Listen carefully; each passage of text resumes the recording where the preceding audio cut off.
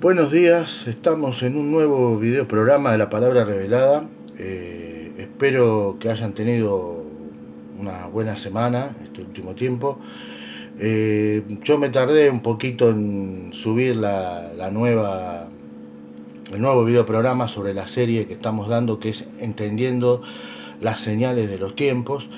Y bueno, y hoy vamos a entrar en la fiesta que es fundamental para poder entender en qué tiempo el Señor Jesucristo podría estar viniendo por los suyos, o sea, el tiempo en el que podría producirse el arrebatamiento. Tenemos que tener algo en cuenta, ¿no? En el video anterior yo hablé sobre de las 7 fiestas del Señor que son celebradas hasta el día de hoy por el pueblo hebreo. No son las fiestas judías, son las fiestas del Señor.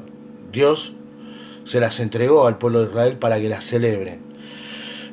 De estas 7 fiestas, estoy haciendo más o menos un resumen de lo que fue el video anterior. De estas 7 fiestas, 4 fiestas ya se han cumplido, proféticamente hablando. Recordemos que las 7 fiestas del Señor son en realidad, señalan y apuntan a Jesucristo, ¿no es cierto? 4 de estas fiestas ya se han cumplido en la primera venida de Cristo, ¿no es cierto? Por ejemplo, en la fiesta de los primeros frutos, en proyección profética nos estaba anunciando la resurrección de Cristo, en proyección profética la Pascua, en donde el pueblo de Israel sacrificaba a un cordero perfecto, sin defecto. Cuando hablaba de perfecto, cuando Dios mandaba al pueblo de Israel a consagrarle un cordero perfecto, se refería de que el cordero no podía ser visco ni tener una pata rota, no, un cordero perfecto, pero perfecto. Bueno, la fiesta de la Pascua, en proyección profética, apuntaba al sacrificio de Cristo en la cruz del Calvario y a Jesucristo como el Cordero de Dios perfecto, aquel que cargaría los pecados del mundo, porque sería el Cordero perfecto, porque Él y únicamente Él fue el único hombre sobre la faz de la tierra que vivió la vida perfecta que a Dios le agrada, una vida de santidad, de perfección. Entonces, ¿qué es lo que sucede con aquellos que, una vez predicados, el Espíritu Santo toca su corazón y abre su entendimiento y se convierten y aceptan a Jesucristo como su Señor, Rey y Salvador? ¿Qué sucede? Sucede que al aceptar a Cristo como su Salvador, están aceptando y diciendo que solo Cristo vivió la vida que ellos nunca van a poder vivir, ni que yo voy a poder vivir. Yo el día que me convertí y acepté a Cristo como mi Señor y mi Salvador y mi Rey, reconocí eso, me di cuenta de que yo jamás iba a poder cumplir en mis propias fuerzas los 10 mandamientos, que hubo solamente un hombre que pudo vivir esa vida y que ese hombre fue Jesús de Nazaret, y que Él vino a entregar su vida. Su misión fue esa, vivir esa vida perfecta para que podamos, una vez todos aquellos que crean en Él, para que puedan estar eternamente, cuando partan de este mundo, en la presencia de Dios. Porque Jesús es el único que ha vivido la vida perfecta que a Dios le agrada. Una vida de santidad, una vida sin pecado. Jesús fue el que cumplió los 10 mandamientos. Nosotros no podemos cumplir los 10 mandamientos. Pablo lo dice claramente en una de sus epístolas, que dice que aquel ser humano que de los 10 mandamientos cumpla 9, pero quebranta uno, ya es culpable de toda la ley. Porque Dios demanda en su santidad que seamos perfectos, ¿no es cierto? Y esta perfección solamente se logra cuando uno, por medio de la fe, acepta a Jesucristo como Salvador.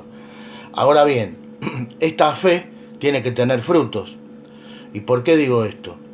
Porque muchos dicen, bueno, acepto a Cristo y después sigo haciendo lo que se me da la gana. No. El fruto de esta fe tiene que ser que uno anhele cada vez más la santidad, que ore a Dios, que tenga una vida de oración, que tenga una vida de entrega a Dios, y al Espíritu Santo para que Él vaya trabajando en nuestro ser, vaya siendo una nueva criatura. Una vez eso, porque eso también es lo que significa, una vez que creímos, nos bautizamos en agua, y la palabra lo dice bien, Pablo lo dice bien en Romanos 6, que somos en Cristo, somos nuevas criaturas. Y esta nueva criatura demuestra este fruto tratando de buscar a Dios en oración y permitiendo que Dios, por medio de su Espíritu Santo y de las circunstancias de nuestras vidas, trabaje en nuestro carácter y en nuestra forma de ser para cambiarnos a imagen y semejanza de Jesús en el carácter. Que el Señor nos quite todas aquellas cosas de nuestro carácter y de nuestra vida que a Él no le agradan, y agregando Dios por medio de su trabajo en el Espíritu Santo aquellas cosas que eran similares a la del carácter de Jesús. Bueno, dicho esto, vamos a entender hoy la fiesta de las trompetas, que en hebreo es la fiesta de Yom Teruah. Esta es la parte 1 de 2, son 2 partes sobre el tema de la fiesta de Yom Teruah, y esta es la fiesta clave, repito, esta es la fiesta clave para que podamos entender el tiempo en el que el Señor, el tiempo, no el día y la hora, el tiempo en el que el Señor podría estar arrebatando a los suyos, el tiempo en el que se podría producir el arrebatamiento. Bien, esta fiesta de Yom Teruah apunta y señala al tiempo, repito, no al día y a la hora, eso nadie lo sabe, pero sí al tiempo en que el Señor podría arrebatar a su pueblo. Este tema del arrebatamiento, al contrario de lo que muchas voces dicen por ahí, de que el arrebatamiento no es bíblico, el arrebatamiento es bíblico y usted lo puede encontrar en Primera de Tesalonicenses, capítulo 4, versos 13 al 17, del Nuevo Testamento. Cuando nosotros, como persona, organizamos nuestro año personal acerca de las cosas y objetivos que queremos lograr, utilizamos un calendario para así programar los tiempos en que nos proponemos durante ese año alcanzar nuestros objetivos. De la misma manera, Dios trabaja, ¿no es cierto? Él tiene su propio calendario y su propio tiempo, el Kairos, para cumplir sus propósitos en nuestro tiempo Cronos. Por eso es que su Hijo Jesucristo vino a nuestro tiempo Cronos, o sea, irrumpió en nuestro tiempo Cronos por primera vez bajo su calendario Kairos. Y vendrá por segunda vez Jesucristo también por su calendario Kairos. Cuando este calendario, cuando el tiempo Kairos de Dios, el calendario del tiempo Kairos de Dios, vuelva a alinearse con nuestro calendario de tiempo cronológico, Cronos. Esto es así, ahí es cuando se producen, cuando el calendario del tiempo de Dios y el tiempo del hombre, o sea, Kairos y Cronos, se cruzan y se unen, ahí es cuando una profecía se cumple de las anunciadas, cuando una profecía de las anunciadas en la Biblia se cumple en nuestro tiempo, se manifiesta su cumplimiento en nuestro tiempo.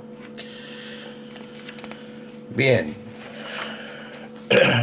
Por esto es que en los videos anteriores yo les puse énfasis en que procuren entender la diferencia entre el tiempo de Dios, o sea, entre el Kairos de Dios y el espacio-tiempo del hombre, o sea, y el Cronos del hombre. Y las fiestas del Señor, que son 7, porque si no entenderán acerca de los acontecimientos finales que aún deben cumplirse en el plan profético de Dios dentro de nuestro tiempo cronológico, dentro de nuestro tiempo Cronos.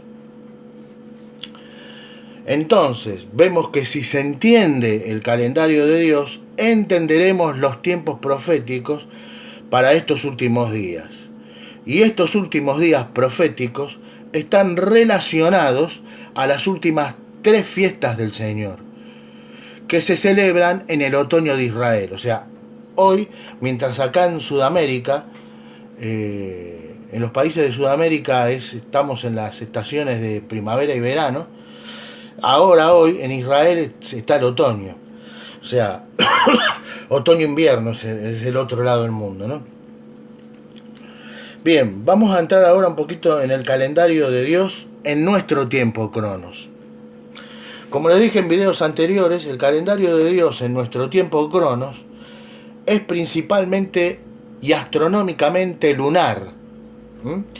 Si ustedes me acompañan vamos a entrar ahora sí en la Biblia para respaldar lo que esta enseñanza también con las escrituras, ¿no? Que eso es lo que vale en este caso.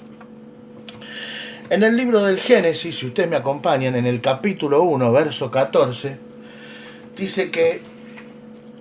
dice, y dijo Elohim, haya lumbreras en la expansión de los cielos para diferenciar entre el día y la noche, y sirvan para señales, marque ahí señales, y para las estaciones, y para días y años. Bien, acá tenemos que concentrarnos en la palabra estaciones, porque acá Dios está revelando, ¿no es cierto? Él crea, dice acá, Él crea las lumbreras en la expansión de los cielos, o sea, las estrellas, ¿no es cierto? La luna, ¿no es cierto? El sol. Dice, haya lumbrera, dice, en la expansión de los cielos para diferenciar el día de la noche y sirvan también para señales y para las estaciones.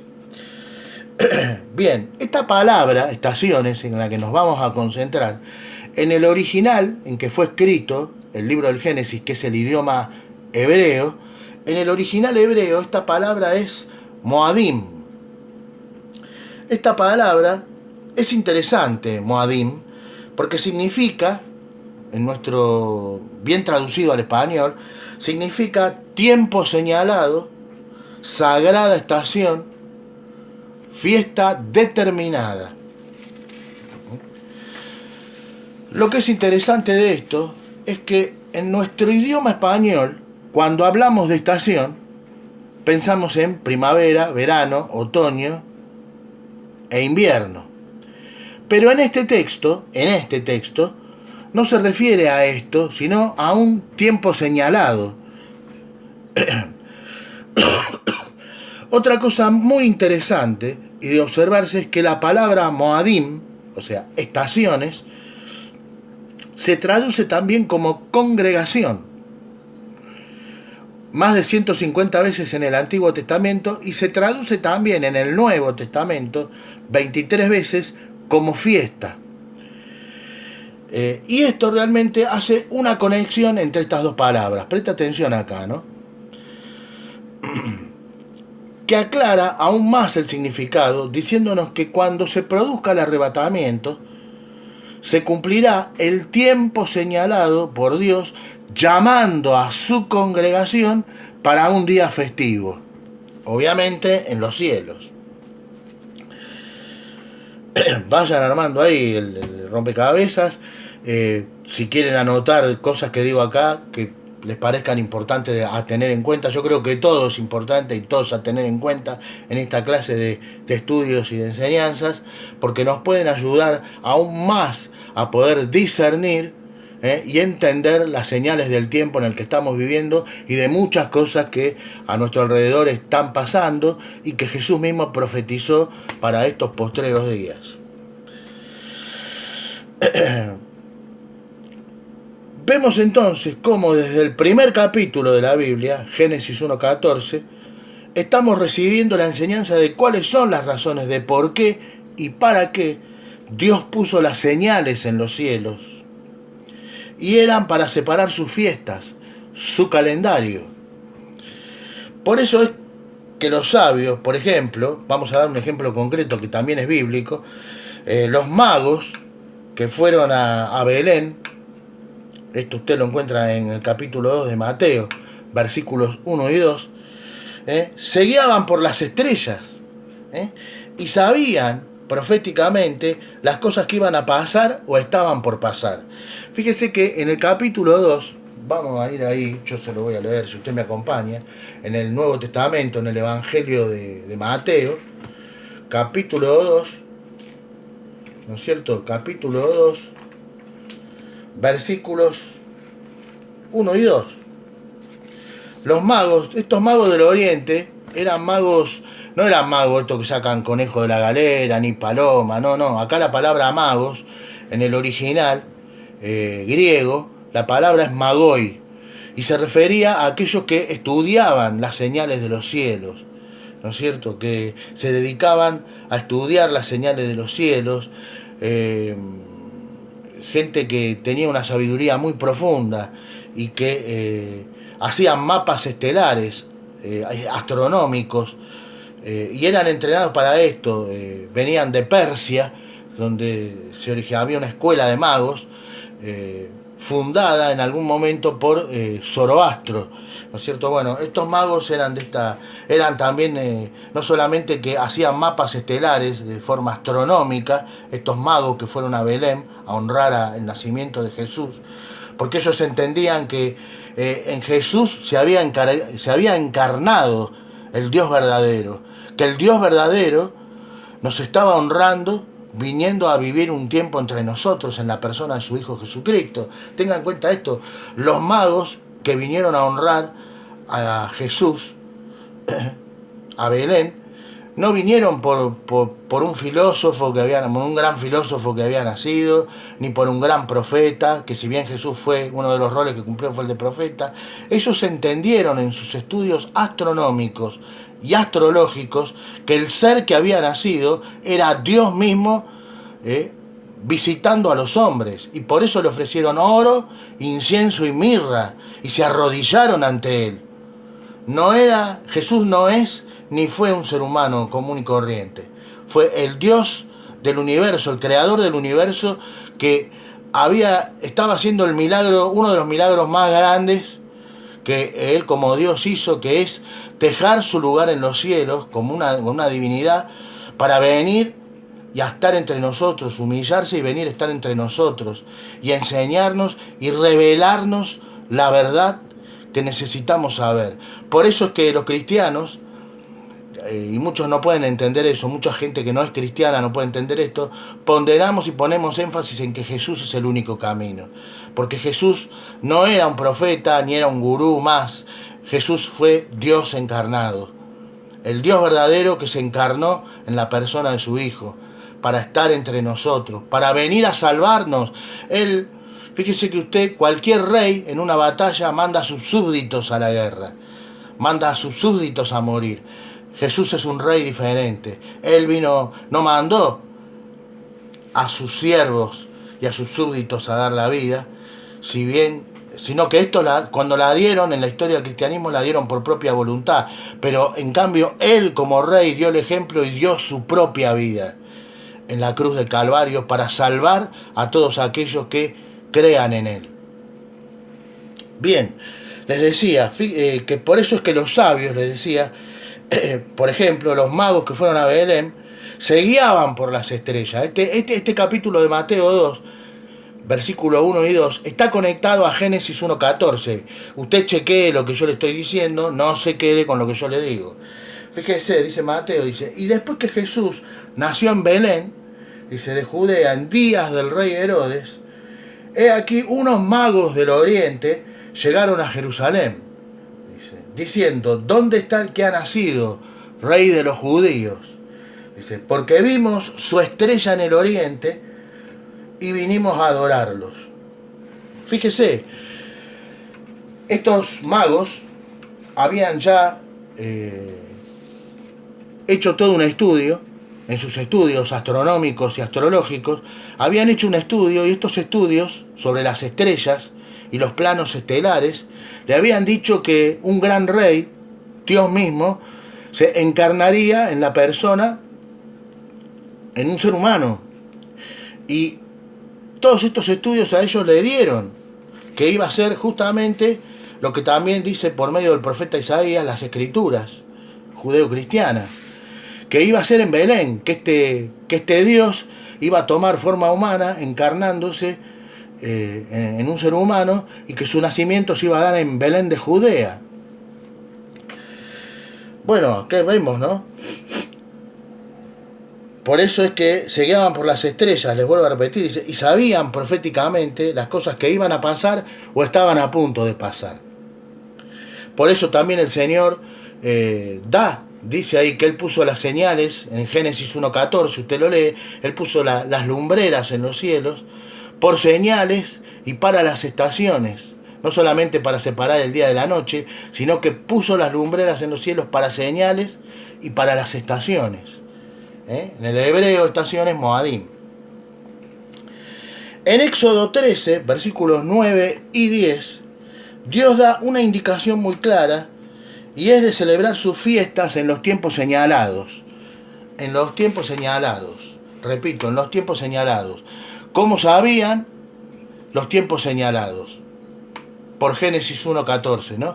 Porque Dios no solamente creó, repito, las lumbreras para diferenciar el día de la noche, sino que también la dio para señales y para saber las estaciones, los tiempos señalados en que se debían celebrar sus fiestas, y para que sepan los acontecimientos que estaban pasando y que estaban por pasar por medio de lo que Él había anunciado en la profecía bíblica y anunció, ¿no? Bien, estas tres fiestas, dice, si vamos al Nuevo Testamento, en Primera de Tesalonicenses, capítulo 5, la palabra estaciones, ya en el griego, porque el Nuevo Testamento fue escrito en griego y el Antiguo Testamento en hebreo, en Primera de Tesalonicenses, capítulo 5, en el Nuevo Testamento, que fue escrito en griego, la palabra estaciones es kairou, que deriva de kairos, ¿no? Es familiar ya en este estudio. Y ahora bien, los cristianos estamos acostumbrados a escuchar que el Señor, muchas veces en nuestras congregaciones y nuestras iglesias, por tradición nos dicen siempre que el Señor vendrá como ladrón en la noche, o que nadie sabe el día y la hora, que eso es verdad, pero es una media verdad. Pero en este texto, Pablo es muy claro al decir que el Señor vendrá como un ladrón para los no creyentes. ¿No es cierto? Vamos a ir a este texto, yo lo voy a leer. Sígame si usted quiere a Primera de Tesalonicenses, capítulo 5. ¿No es cierto? Vamos a ir acá, Primera de Tesalonicenses, capítulo 5. Primera de Tesalonicenses, capítulo 5.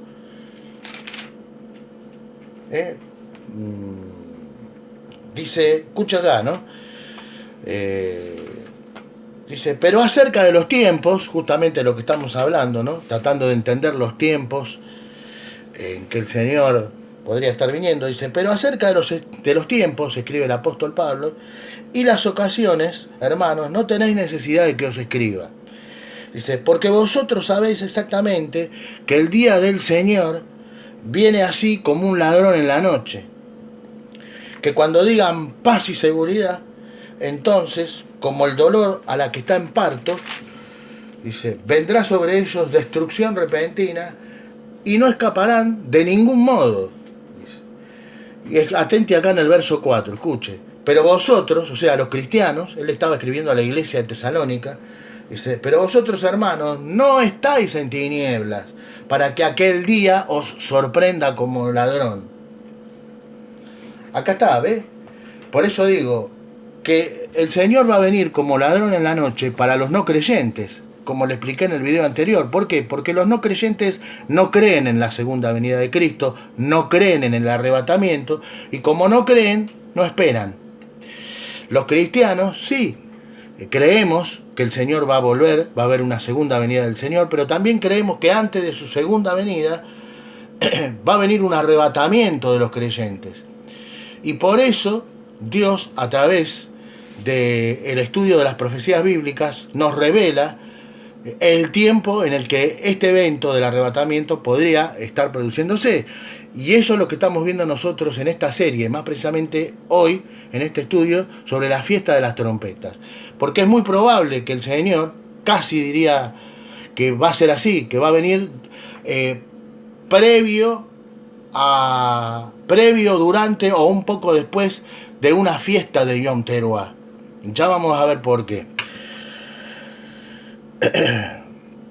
Si como creyentes conocemos las fiestas proféticas del Señor, podremos entender y discernir el tiempo en el que el Señor vendrá por los suyos. Por eso es importante estudiar en proyección profética qué simbolizan las 7 fiestas del Señor, saber cómo ya 4 de estas fiestas se cumplieron en la primera venida de nuestro Señor Jesucristo, que faltan 3 que ya están en carrera a cumplirse, ¿no es cierto? Vamos a ir ahora a los 2 calendarios en la Biblia. El calendario espiritual y real, que comienza en el mes hebreo de Nisan 1. El mes de Nisan en nuestro calendario gregoriano son los meses de marzo y abril, que es tiempo de la Pascua, ¿no? Este calendario se utilizó para numerar los meses y contar el reinado de los reyes. Y 2, el calendario civil, que comienza en el mes hebreo de Tishrei 1, que en nuestro calendario gregoriano son los meses de septiembre y octubre, que es donde se celebra la fiesta de las trompetas, en estos meses de septiembre y octubre, Yom Teruah. Bien, vaya prestando atención porque ya le tiene que empezar a ir cuadrando el tema del tiempo en que podría suceder el arrebatamiento. Yom Teruah se celebra todos los años. La fiesta de Yom Teruah todos los años se celebra durante los meses del calendario gregoriano de septiembre y octubre, que en el calendario civil hebreo es el mes de Tishrei. Recuerde esto.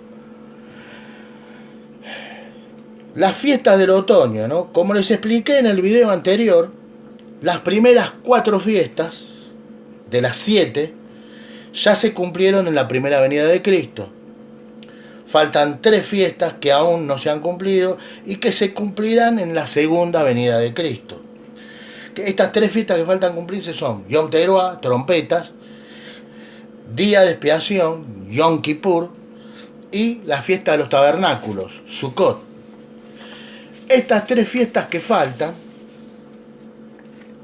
encajan no solo en la segunda venida, sino también con la gran tribulación.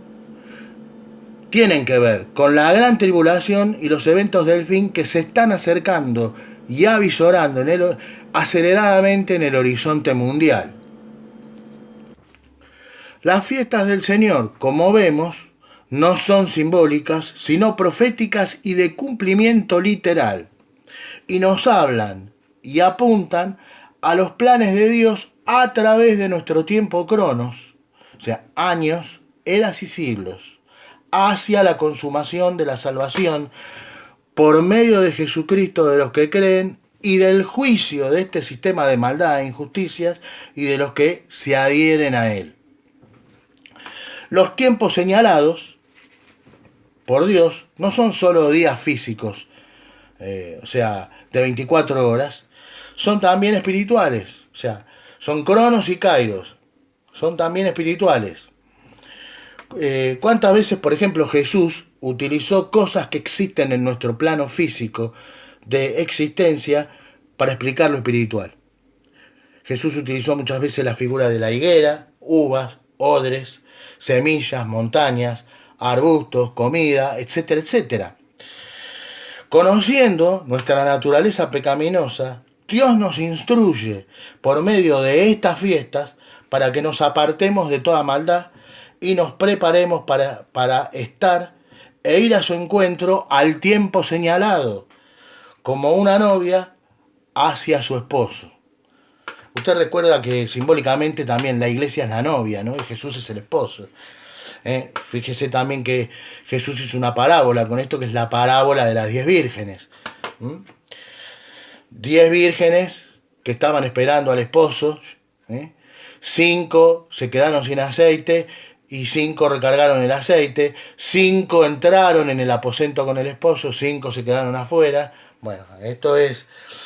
Bien, la palabra preparar significa y señala tanto en el Antiguo Testamento como en el Nuevo Testamento al arrepentimiento. La palabra hebrea para esto es paná. Y paná significa dar vuelta, ¿no?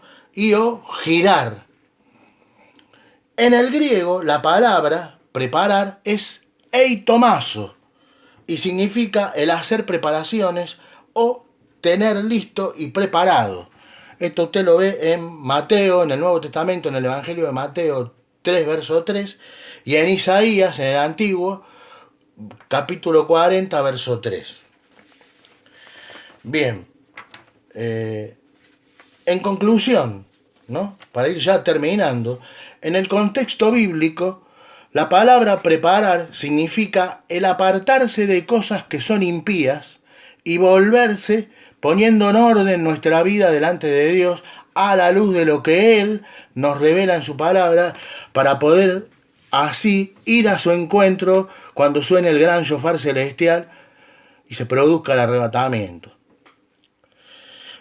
Ahora sí, vamos a entrar en esta primera parte a terminar esta primera parte sobre la fiesta de Yom Teruah, ¿no? Fiesta de las trompetas.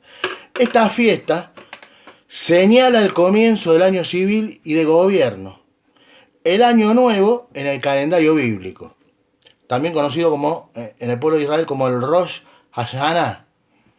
Es también el comienzo de los altos días santos del otoño. Es también el día en que Dios sopló el aliento de vida dentro de Adán. Es también el día en que se corona a un rey. Presta atención acá. Y esto conecta directamente hacia el día de la coronación de Jesús, quien es el Rey de Reyes en el día y la fiesta de las trompetas. Es también un día de juicio y o introspección, donde uno se evalúa a sí mismo antes del juicio final y de rendir cuentas al gran rey, Yeshua HaMashiach, ¿no? Jesús el Mesías. Bueno, ténganlo en cuenta, ¿no? La fiesta de las trompetas, de entre todas las cosas que se celebran en el día de las trompetas, es también el día de la coronación de un rey. Cuando la iglesia sea convocada en el arrebatamiento, sea arrebatada, nosotros vamos a ir a celebrar no solamente las bodas del Cordero, sino la coronación de Jesús como Rey de Reyes y Señor de Señores, para 7 años más tarde Él volver con todos nosotros hacia la batalla de Armagedón y juzgar al gobierno impío mundial del Anticristo. Bueno, lo voy a dejar acá. Los espero en la segunda parte de este estudio de Yom Teruah, de la fiesta de las trompetas. Espero que les haya gustado esta primera parte y nos vemos en un próximo videoprograma de la Palabra Revelada. Hasta pronto, amigos, y que tengan una buena semana.